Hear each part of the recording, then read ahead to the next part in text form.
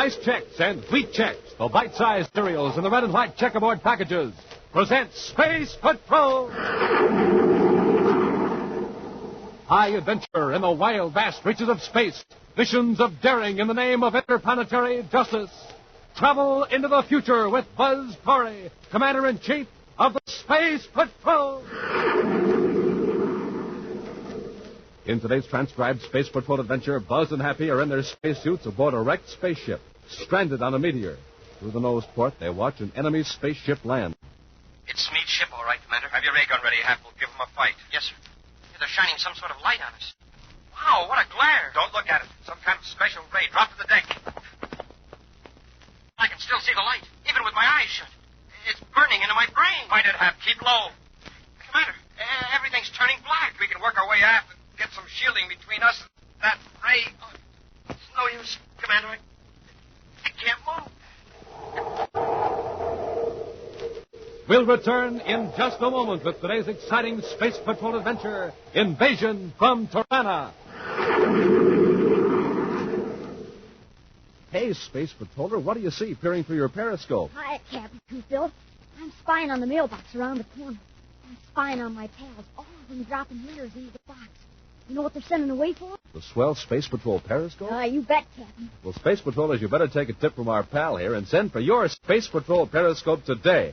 And I don't want any of you to miss out on the neat fun you can have spying through the eye of your own periscope. That magical mirror that lets you see around corners and trees, over fences and bushes, but nobody can see you. You can see right over the heads of real tall people, too.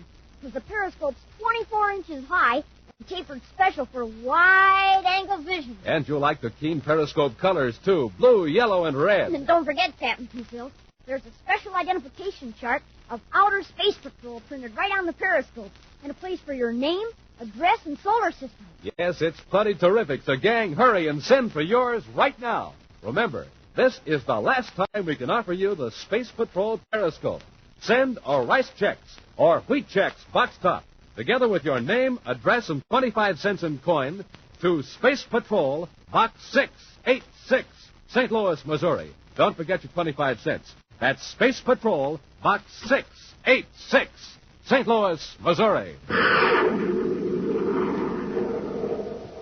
And now, back to our Space Patrol adventure, Invasion from Tiranna. Commander Corey and Cadet Happy are in their star-drive spaceship, cruising far beyond the orbit of Tiranna 15, outermost planet of a remote solar system in the constellation Pegasus. With their Space Patrol periscope, they're observing Tiranna's preparations for the coming attack upon the United Planets. Right now, the instrument is focused on a vast spaceport near the capital city of Tiranna. Wow. Must be 100 spaceships there, Commander. And all star drive jobs from the looks of them. That's just one spaceport. Maybe 10 more on other planets with just as many ships. Well, how are we going to locate them all, sir? It would take months to search all 15 planets with just this one periscope. We can't hope to find out how many ships are going to attack. We'll be lucky if we can find out when the invasion starts. And the only warning we'll get is when we see some of those ships blast off. Then we'll go into star drive and return to the United Planets. That means the Space Patrol will get only a few minutes warning.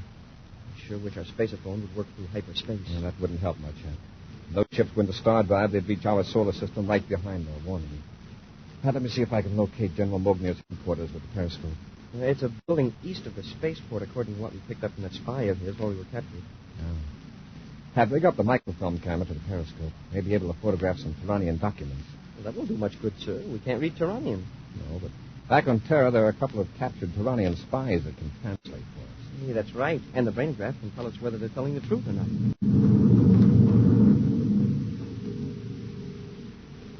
Elsewhere, in his headquarters on Tiranna 7, capital planet of the enemy solar system, General Mognier, chief of the Tirannian intelligence section, goes over invasion plans with the spy Kosurig, known to Buzz and Happy as Matthew Smead. I have just received word from Central Command that our task units on 8 other planets are ready for embarkment. Then we are waiting for the unit here on Tiranna 7. Yes, Castor. The ships of the command unit are being loaded with supplies now. Look. Mark this date on the calendar, Castor. This is the date of our attack on the United Planets. Yes, General. And I trust I am being considered for a suitable command in the occupation forces? I'll consider that matter after our next campaign. Our next campaign? Yes. After the United Planets are under control, Tiranna will launch an offensive against Barcol. What? Barcol is a star just 8 light years from our system. Its planets are inhabited and developed to a high degree in technology. Why haven't we attacked it before? Because we weren't sure we could conquer it. Latest reports, however, show that the people of Barcol are entirely peaceable. Despite their scientific advancement, they should be easier to defeat than the United Planets. I'll go over our plan in detail.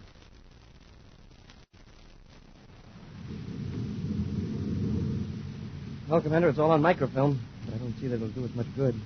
Too bad we couldn't hear what the General and Smead were talking about. It would be in Tirannian language anyway, huh? Still, I've learned something important. You have, sir? What? In the periscope, we could see a chart of our solar system and the Tirannian calendar. General Mognier pointed to a date 2 days off. Very likely that's the date of the invasion. 2 days? Well, that's more time than we expected. But... Wait a minute. How do you know that was a calendar? I picked up a little Tirannian during the past few weeks from the spies we captured. Naturally, I can't translate any of their documents, but I know their number system, and I know how they measure time. That was a calendar. And we've got 2 days warning. No, less than that. 1 day on Tiranna 7 is much shorter than a 24-hour period in our solar system time. In fact, it's just a little more than 6 hours. Wow. Then 2 days Tiranna time is about 12 hours in our solar system. Right. But from watching General Mognier at that star chart, we've got a pretty good idea where the attack will originate. Yeah, but he was pointing to some other part of space, a lot nearer to Tiranna than our solar system. I noticed that happening. There's a star about 8 light years from Tiranna. If Mognier was talking about it at this time, I'd say it was either an ally of Tiranna or their next victim. Commander, look. Isn't that a spaceship in the viewscope? Yes. Probably a Tirannian patrol ship. It's a long ways off. Not across vector. I don't think they've seen us yet. We'll increase velocity and go into star drive.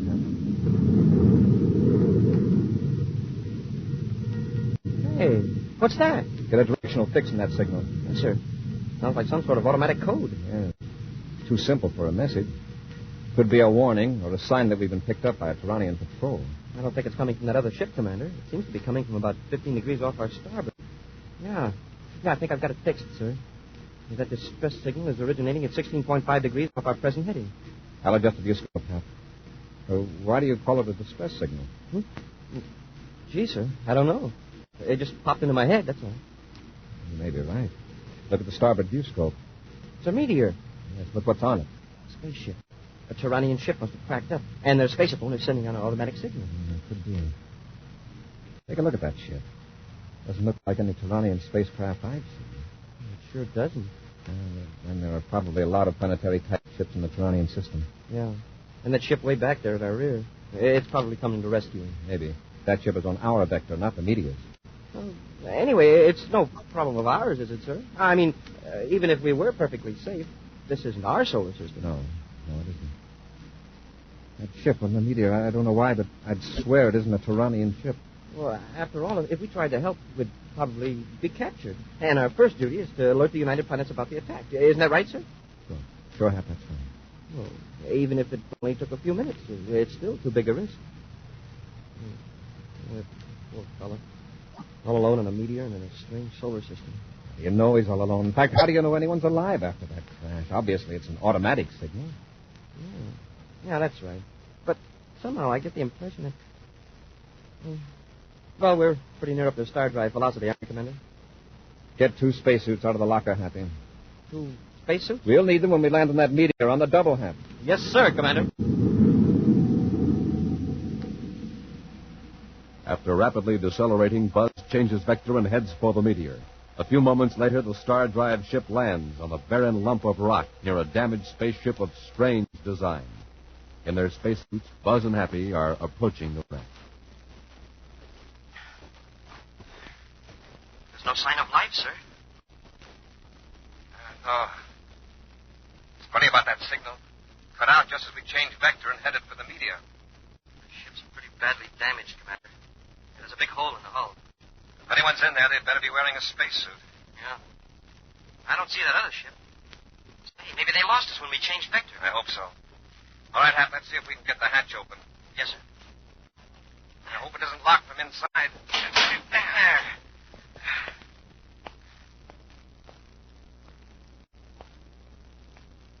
Commander, look. Lying there on the deck. Man, spacesuit. Maybe we're too late. He looks awfully pale. No, we can't do anything for him here. We'll carry him to our ship. Gently, Buzz and Happy lift the limp figure in the spacesuit and carry him to the control compartment of their own ship. Opening the face pieces of their own helmets, they examine the spacesuit of the stranger for a similar release catch. Hey, the spacesuit is certainly different from ours. How do we get his helmet open? I'll work on it, Happy. You check the viewscope. See if that other ship is in sight. Yes, sir. Did you get a look at the controls for that other fellow's ship? He sure isn't from Tiranna. No, and he sure picked a bad part of the galaxy to get wrecked in. I'm getting it, Hap. I hope he breathes the same kind of air we do. If he doesn't, he's no worse off than he was in his own ship. Commander, we're in a spot. There's a ship heading straight for this meteor. Just a periscope, Hap. Focus it inside that ship. Hurry. Yes, sir. Yeah, I've got the helmet open. He's alive. His eyes are opening. Thank you. Thank you. Smoking rockets, he speaks English. He's in pretty bad shape. I take care of him. You stand by to blast off and to fire space torpedoes at that ship. Yes, sir. Please, listen to me. I'm hurt. There's a medicine kit in my ship. I must have it or I'm finished. Commander, I've got the periscope focused inside that ship. And guess who's at the controls? Smeed? Right. And General Mogner.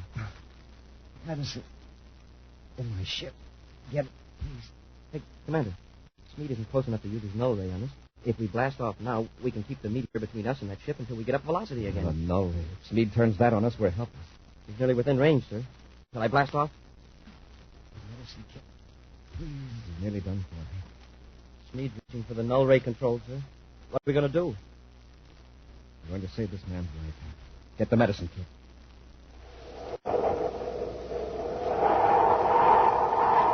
We'll return to Space Patrol in just a moment.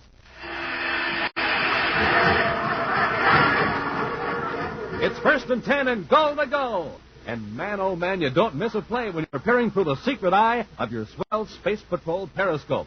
Yes, sir, gang, a periscope comes in mighty handy when you watch a football game or parade. You can use it to see over the heads of the crowds like I'm doing right now. It's a big, 24 inches high, tapered special for wide-angle vision. A mirror on top, one on the bottom, too. Use it to spy on your Earth pals. The periscope has magic mirrors that let you see around corners and trees, over fences and bushes, but nobody can see you. And say, you and your gang will have a neat time putting your periscopes together. The Space Patrol periscope comes in an official Space Patrol envelope. Just follow directions. They're printed right on the envelope. And in minutes, you're set to start peering through your periscope. So, gang, send for yours today. This is the last time we can offer it. The terrific Space Patrol periscope. Just send a Rice Chex or Wheat Chex box top, together with your name and address and 25 cents in coin, to Space Patrol, Box 686, St. Louis, Missouri. That's Space Patrol, Box 686, St. Louis, Missouri. This offer good only in the USA and may be withdrawn at any time. Now, don't forget your 25 cents and your Rice Chex or Wheat Chex box top. And now, back to our Space Patrol adventure, Invasion from Tiranna. Although they knew a Tyrannian patrol ship was after them, Buzz and Happy landed on a small meteor, answering a distress call from a strange spaceship that had crashed. They removed a man in a spacesuit from the wreck, bringing him to their own ship. To their surprise, the rescued man speaks English. Seriously injured, he begged them to bring a medicine kit from his ship. But unless Buzz and Happy blast off quickly, they'll soon be within range of the null ray of a Tyrannian patrol ship now rushing toward the meteor. In the patrol ship, the spy Matthew Smeed grins triumphantly as the meteor grows larger in the viewscope screen and the images of the two ships are outlined against the dark, jagged rock. We've got Corey this time, General Mogner. He's within a range of the null ray, and he's helpless. Why did he land on that meteor in the first place? He would have escaped into star drive in another few minutes. Obviously, he was investigating that other ship. But that other ship isn't one of the United Planets ships. And it isn't one of ours. If that isn't one of our ships on the meteor, where is that from? I was just examining it this morning, and I do believe we're doubly in luck. That wrecked ship is from Barco. Barco?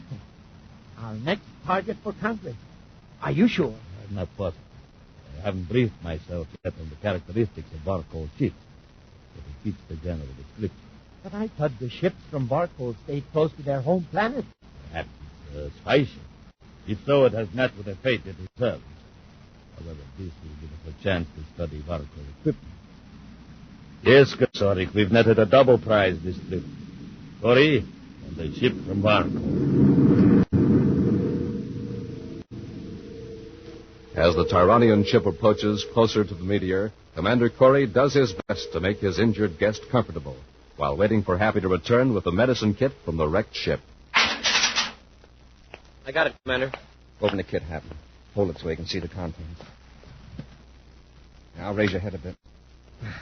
There, can you see the medicine? Yes. Yes, thank you.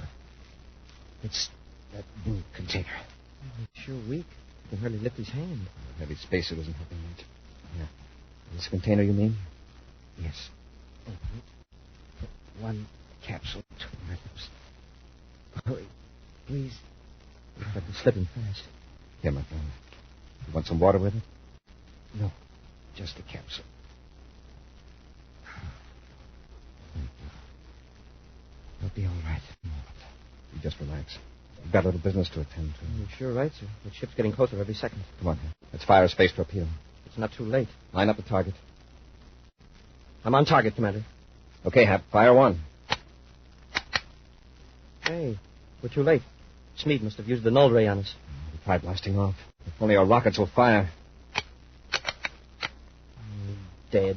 Completely dead. May I help you, my friends? Wow, that was a quick recovery. He's walking. Yes, I'm all right now, thanks to you.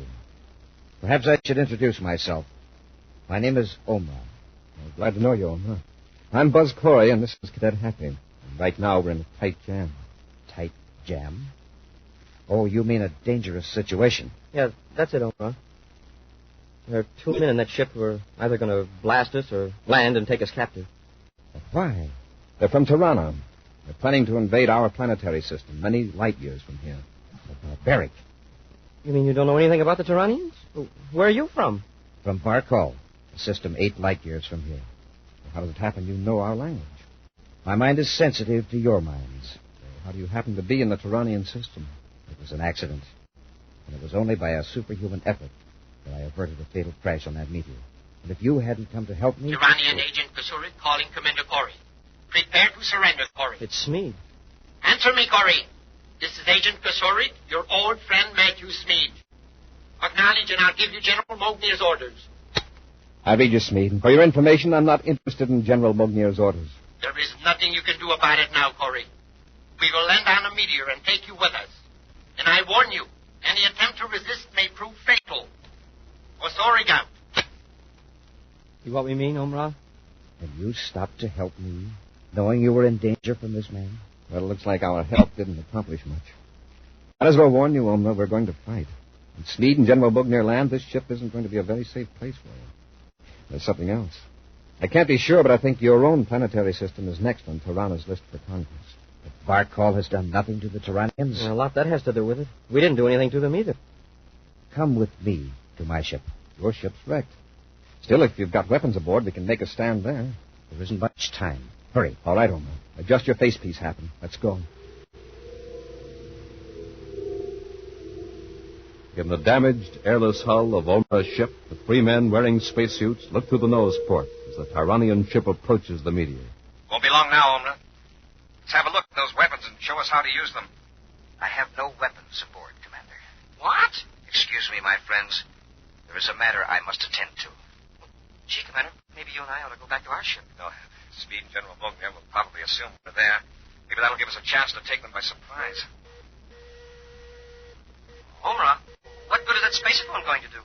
It'll take that signal 8 years to reach Varkol. Maybe Omra's spacephone works through hyperspace, huh? Well, even so, Smeed and the General can finish just before the Varkol ship could get here. And from the way Omra talks, well, they couldn't fight one Tyrannian ship, let alone a whole fleet. There's Smeed's ship. It's up to us, huh? What do we do? Wait till they get out of their ship and use the ray guns on them? It's the only thing we can do. They'll probably try to surprise us in our ship by entering through the cargo hatch. Yeah, that'll be a break. We can trap them inside. Yeah. One of us can guard the cargo hatch and the other one the main hatch. What's holding them up? I know. They probably picked up Omra's signal. And they know that we're in here. Omra, could you cut off that transmitter? All right, Commander. What were you trying to do, Omra? Contact Happy, look. They're up to something. They're shining some sort of light on us. Wow, what a glare. Don't look at it, Happy. It's some kind of special ray. Drop to the deck. I can still see that light, even with my eyes shut. It's burning into my brain. Commander, everything's turning black. We can work our way aft and get some shielding between us and that ray. It's no use, Commander. I can't move.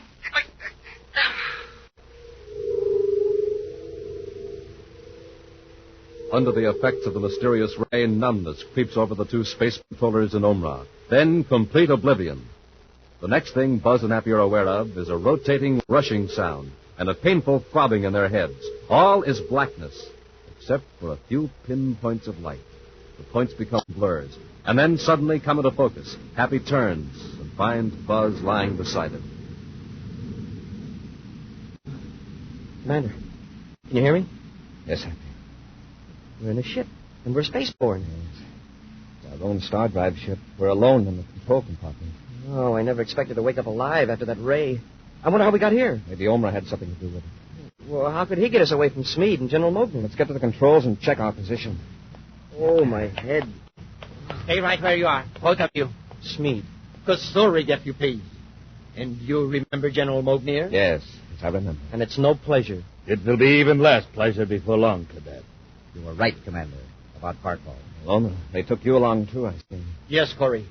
I want to thank you for saving Omra's life. His knowledge will be of great use to us when we attack his planet. Why have you got us in our ship? Well, it may be of use to us later. Look out at the side ports. Wow, a whole fleet of ships. Yes. You are now a part of the Tirannian task force. In a moment, the entire fleet will go into star drive simultaneously and emerge near the United Planet. Then we must have been unconscious for several hours. Yes, Cadet. You have awakened just in time to watch the destruction of your Space Patrol defenses. Tiranna, isn't it? But you should actually help Tiranna conquer your United Planet. I am very sorry, Commander. Save your sympathy for yourself, Omra. Perhaps after you see what we do to the United Planet, you will persuade the people of Arkol to surrender at once. What do you gain by this violence and conquest? You don't need these other planets for survival? The Tyrannians have a greater destiny we must fulfill. We will not rest until we rule the entire galaxy. And obviously we are fitted for this role. Or we would not succeed as we have. There's the warning signal. The entire fleet is going into star drive. Get to the controls, Kusule. Yes, General. Now, Corey, you and the cadet are about to have a dramatic experience. In a few moments, you will see your entire United Planet in their last hour of freedom.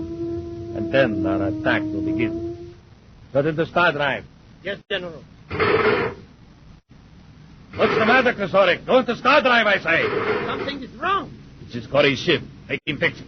Come on, Corey. Fix the star drive. We got to keep up with the rest of the task force. Me, this is your operation. You fix it. Don't argue, Corey. Prepare that star drive. As General of the Intelligence Section, I've got to be with the rest of the fleet. If you will look through the viewports, General, you will notice that you are with the fleet. What's wrong? The ships are still there. They're still in the rocket drive. Yes, General. At this rate, you should arrive at Commander Corey's solar system in about 3 centuries. Essentially. Omra, what are you talking about? Look through the nose port, high above your fleet. Wide open rockets. Look at that ship. What a monster. It's not a Iranian ship. Where did it come from? It is a ship from Barkol. From Barkov. Then your message got through. Yes, Commander. That ship is sending out radiations that cut off every star drive in the Tyrannian fleet. That's easily fixed. Put on the space phone, Kosorik. I'll order the fleet to blast that Barkol ship to pieces. Every weapon you have is useless, General. There will be no attack. You might as well order your fleet to return to their Tyrannian bases. Your lick, General. Not fine. You three are still our captains. And you'll pay for wrecking our plans. Kosorik, destroy them! Hap, get Smeed. Yes, sir. Never mind, Omra. We can handle it.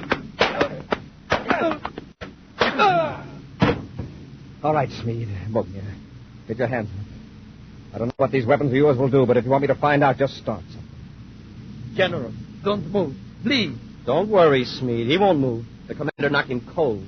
Commander, your planets are safe from attack by Tiranna from now on. That Barkol ship will destroy every star drive in the fleet. No Tiranna ship can ever invade another solar system again. Hey, that's wonderful, Omra. Hey, but wait. How are we going to get back to Terra? The Barcol ship won't completely destroy the star drive units until I give the word, after you return home. Will you take me to that big ship, please? Of course. What about Mognir and Sneed? I'll take care of them if you like. I'll return them to their home planet. They will never bother you nor anyone else again. Are you going to punish them? Punish them? Punish? That is a word that has no meaning in the Barcol language. Oh.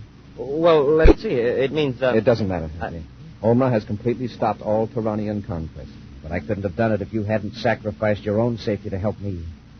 I hope your people and mine will always be friends. I'm sure we will be, Omra. Sure, Omra. And I think I can explain punishment. It's what you're doing to Smeed and General Mognir. I still don't understand. You're fixing them so they'll never see anyone but their own kind. That's real punishment. An action preview of next week's exciting Space Patrol adventure in just a moment. Hey, Hap, what's all the commotion around the Space Patrol bulletin board? It's so crowded I couldn't get close enough to see. I don't know, Captain. Hey, let's peer through our periscopes. Yeah, right over the heads of the crowd. Good idea. Okay, now, what does it say? Smoking rockets. The message reads, last call for the Space Patrol periscope. Hey, that's right, too. Space Patrollers, this is the last time we can tell you about it. Go ahead, Captain, tell them. A pleasure, Cadet. Gang, this is an honest-to-goodness periscope with magic mirrors. One on top, one on the bottom. Through them, you see around corners and over fences, around trees and over bushes, but nobody can see you. Yes, you see without being seen. And it's big, 24 inches high, tapered special for wide-angle vision. There's a special identification chart printed right on it. Pictures of the citizens of all the major planets. Jumpin' Jupiter, you're going to have lots of fun playing secret space agent or Earth spy with a Space Patrol periscope. But remember, this is the last time that we can make this terrific offer. So, Space Patrollers, right away today, send our rice checks or wheat checks box top, together with your name and address and 25 cents in coin to Space Patrol, Box 686, St. Louis, Missouri. That's Space Patrol, Box 686, St. Louis, Missouri. Don't forget your 25 cents and a rice checks or wheat checks box top. A, B, C, D, E, F, G. Bite-sized checks taste good to me. Bite-sized checks, wheat checks, rice checks. Get your checkerboard cereal today. And now, a preview of next week's exciting Space Patrol adventure. Buzz and Happy have just rescued two men from a damaged space freighter.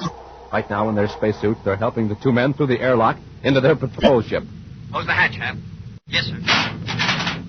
Raise our face pieces now. The cadet will take you back aft, man. Thanks. Have that other fellow's injured. Better hold him. Right, Commander. I've got something in this box that'll make him feel better. Oh, first aid kit, huh? Not quite. If you don't get your hands up, you'll need more than a first aid kit. Commander, it's a blast gun. We're taking over the ship, Corey. Do as you're told, and you'll stay alive. Be sure to be with us next week for the thrilling story, The Voice from the Future, when Nestle's Chocolate presents Space Patrol. Space Patrol, created by Mike Moser, starring Ed Kemmer as Commander Corey and Lynn Osborne as Cadet Happy, was written by Lou Houston, produced and directed by Larry Robertson, executive producer Helen Moser. Other players were Ken Mayer, Norman Jolly, and Bela Kovach. Dick Tufeld speaking. This program is broadcast to our armed forces overseas through the worldwide facilities of the Armed Forces Radio Service. Space Patrol came to you transcribed from Hollywood. This is ABC Radio Network.